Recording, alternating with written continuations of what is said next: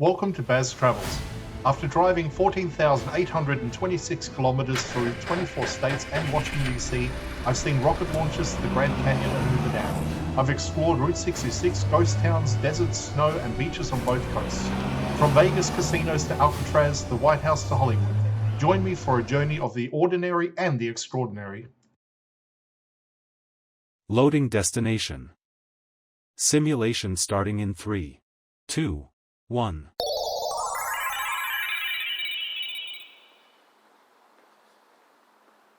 To look around, move your phone or tablet. Click and drag if on a computer or move your head if using a VR headset. Please like and subscribe. Springfield doesn't look like a city that would shape national history, and that's exactly what makes it interesting, because on the surface it feels quiet, compact, and almost understated, yet it ended up playing a far bigger role than its size suggested. This became the capital of Illinois in 1839, and that decision wasn't random, because Springfield sits right in the middle of the state, which made it easy to reach from different regions at a time when travel was slow, difficult, and heavily dependent on geography rather than convenience. That central position turned it into a political hub, and once government infrastructure started building up here, everything else followed, including legal work, business activity, and the kind of connections that allowed careers to develop in ways that smaller towns normally couldn't support. That's where Springfield starts to separate itself from other cities of similar size. It wasn't trying to compete with major urban centers in scale or industry. Instead, it became important because of influence, and that influence came from the people who passed through it, worked here, and built their reputations in this environment.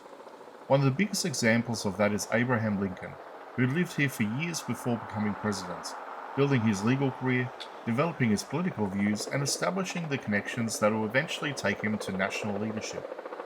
What makes that connection more interesting is that Springfield wasn't a stepping stone in the sense of being temporary.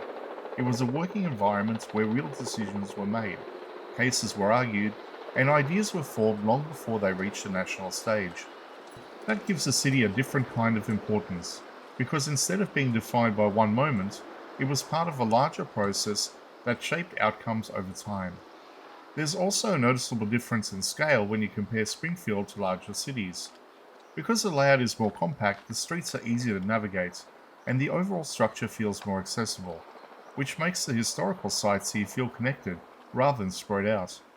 That proximity is what allows the city to function almost like a single historical environment, where multiple locations contribute to the same story without feeling isolated from each other.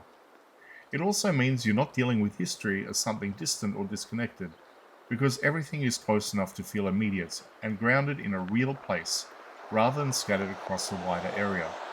That combination of central location, political development, and historical connection is what defines Springfield, because it shows how a city does not need to be large or dominant to have lasting impact. It just needs to be positioned in the right place at the right time, with the right people shaping what happened here.